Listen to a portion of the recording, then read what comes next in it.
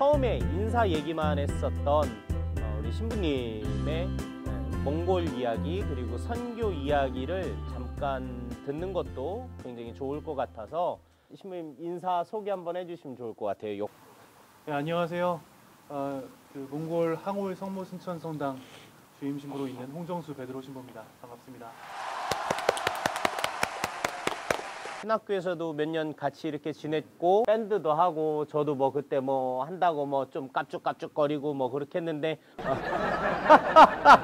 특별한 분이 누가 있을까라고 생각을 해보니까 지금 몽골에서 선교를 하고 계시는데 여차저차한 상황들 때문에 못 들어가시고 지금 대기 중인 우리 홍 신부님하고 같이 오면 좋겠다라는 생각을 해서 전화를 드렸어요. 그래서 원래 지금도 계속 그러고 있고 되게 당황스럽겠지만 설명을 그냥 대충 했어요. 요나성당 가고 여기 가고 저기 가고 자전거 타고 갈 건데 갈티요?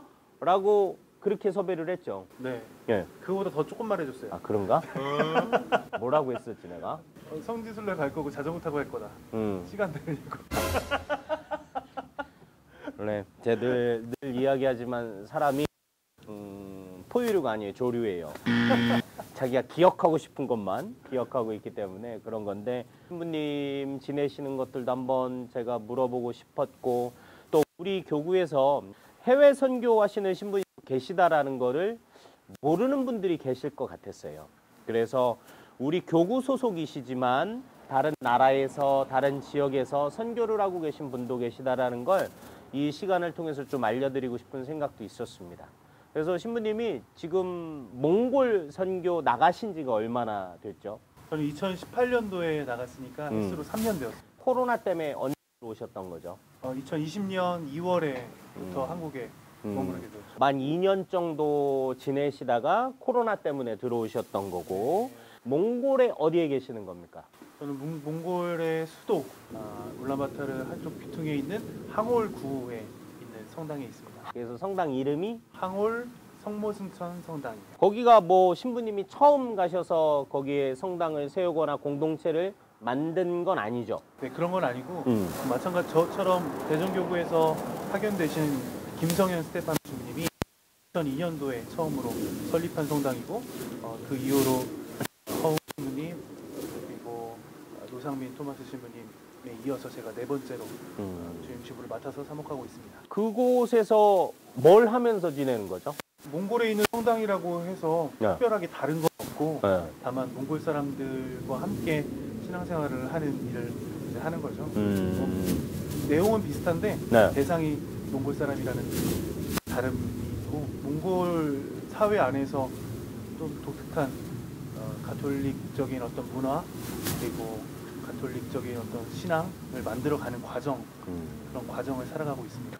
그럼 몽골에 가톨릭 교회가 들어온 지는 얼마나 된 걸까요? 1920년부터 1990년까지 공산주의였어요. 공산주의였을 때는 종교가 허락되지 않았기 때문에 그전에는 가톨릭도 당연히 들어갈 수 없었고 1990년도에 민주화가 되면서 1992년부터 바티칸하고 수교를 맺었고 바티칸에서 바로 선교사를 보내서 그 이후 30년 정도 이제 그 가톨릭 교회가 성장하게 되었는데 지금은 8개 본당 그리고 1,300여 명의 교우들이 지금 몽골 교회에서 활동하고 있습니다. 지금 몽골 교회가 우리 초대 신앙 공동체하고 비슷한 모습처럼 막 성장해 나가는 이제 시기라고 보면 될까요? 네, 맞습니다. 아직도 어리고 작은 교회고요. 아직 미래에 더 큰 성장을 내다보고 있는 그런 교회라고 생각하고 있습니다. 선교사들이나 아니면 다른 신부님들이 더 들어와서 도움을 주어야 하는 부분들은 혹시 없을까요?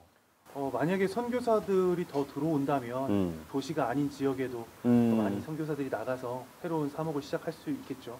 다만 한국처럼 그렇게 신자가 있는 곳에 신부가 파견되는 형식이 아니라 먼저 선교사가 파견되어서 거기 있는 신자들과 함께 아무것도 없는 땅에서 시작하는 그런 모습은 좀 다른 모습일 것 같아요. 네.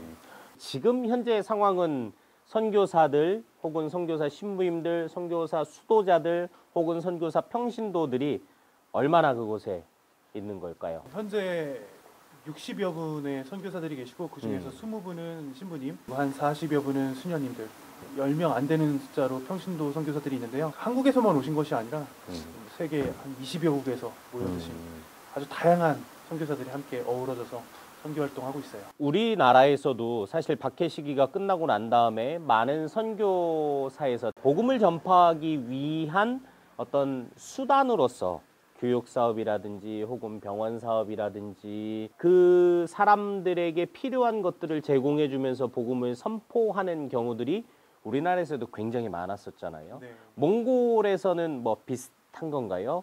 그렇게 좀 가난한 나라들은 정말로 필요한 시설들이 부족하잖아요. 학교라든지 병원이라든지. 선교사들이 들어와서 또 선교회가 들어와서 그런 모습을 보면 이런 시설을 하게 될 수밖에 없는 것 같아요. 몽골도 마찬가지로 샬레시오 신부님들은 자기가 잘 자랄 수 있는 청소년들과 우리 학생들을 위한 학교를 만들어서 그 일을 열심히 하고 계시고 우리 사랑의 선교회 수녀님들은 어르신들 돌보는 일을 너무 잘할 수 있으니까 그런 일을 열심히 하고 계시고 각각 공동체에서 잘할 수 있는 일을 맡아서 몽골에서 하고 계시고요. 저희처럼 교구에서 파견된 피데이도눔 신부들은 저희가 제일 잘할 수 있는 건 교우들과 어울리고 함께 그들과 함께 살아가는 일이잖아요. 그래서 그렇게 본당에 나가서 교우들과 함께 만나고 어울리고 함께 어려운 일 있으면 같이 아파하고 이런 활동하면서 각자가 제일 잘할 수 있는 일들을 하고 있습니다. 신부님은 원래 신학생 때부터 선교에 대한 그런 꿈이 있으셨던 건가요? 사실 신학생일 때는 그렇게 많지 않았는데요.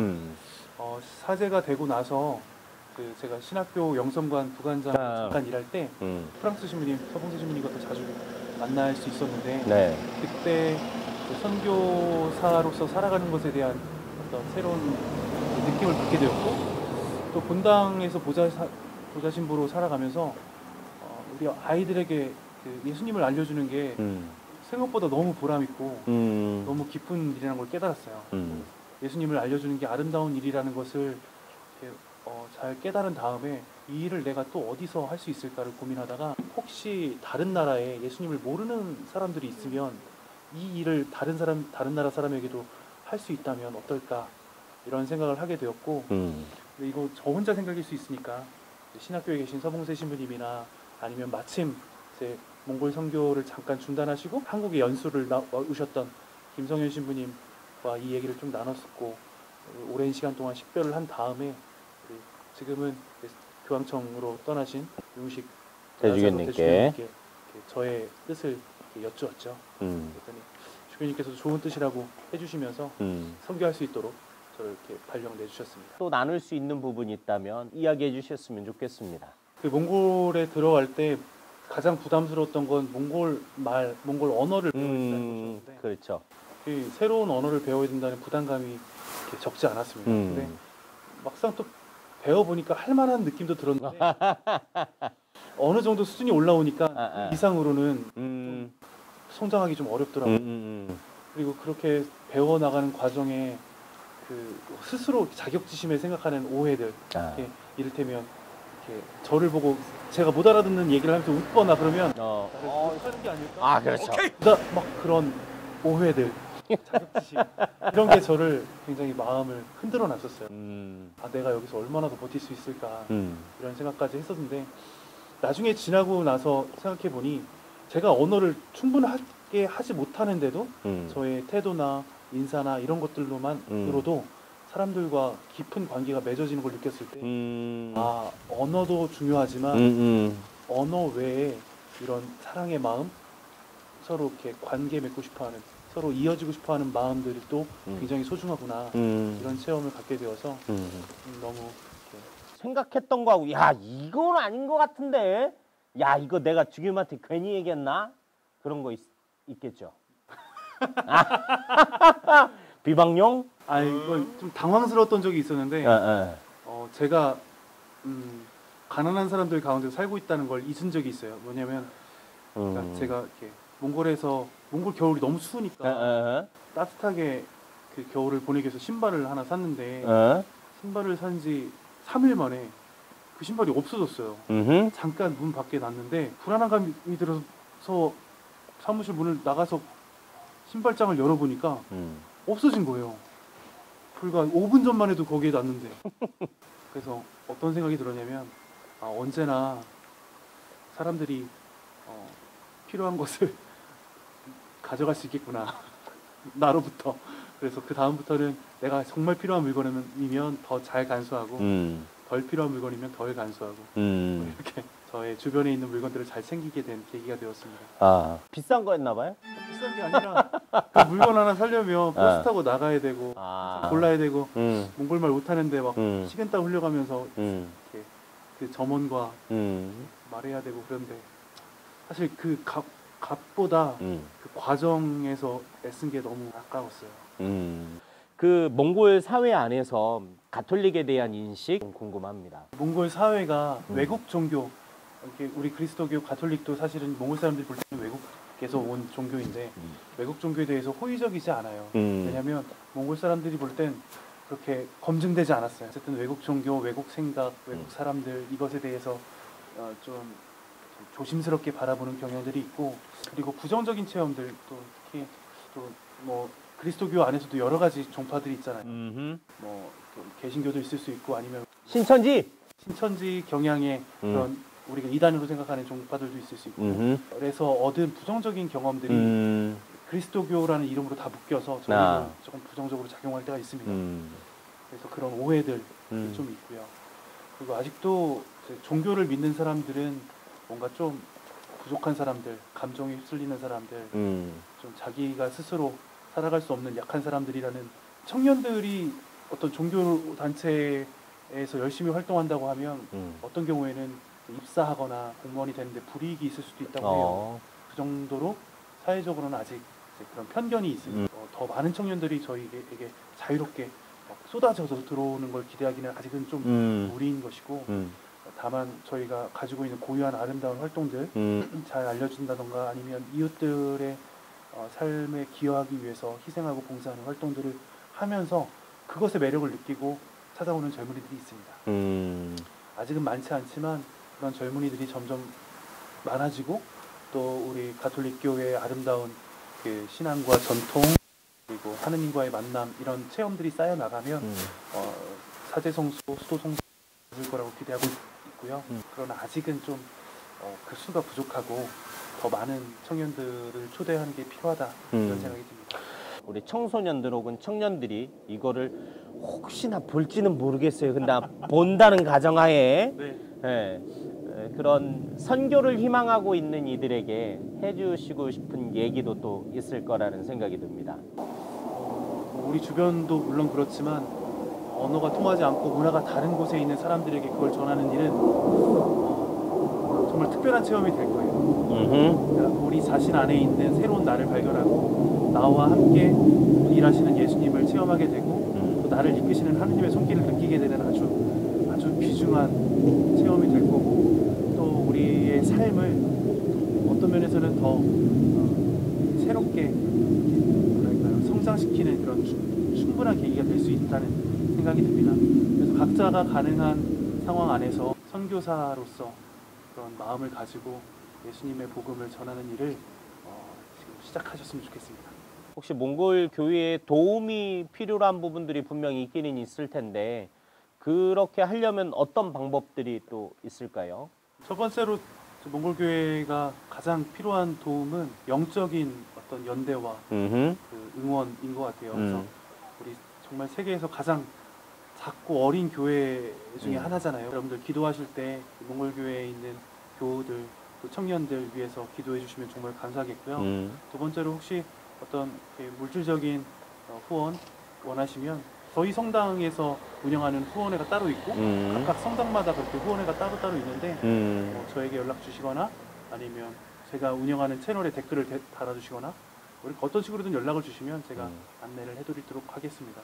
뭐 아직 정확하게 체계가 잡혀있는 후원 시스템이 아니라 그냥 전화 주시면 제가 안내해 드릴게요. 전화번호는 여기서 공개할 수 없고 신부님 그 채널 유튜브 채널 뭐라고 치면 나오죠? 몽골 항올 성당 맞나요? 몽골 항올 성당 혹은 몽골 항올 성모 승천 성당 혹은 몽골 성당 이렇게 해서 치면 신부님 얼굴이 나갈 거예요. 주일날마다 이렇게 미사하시죠 지금? 지금 한 달에 한 번씩 그 몽골 후원회 분들을 위한 미사를 하고 있고요. 네.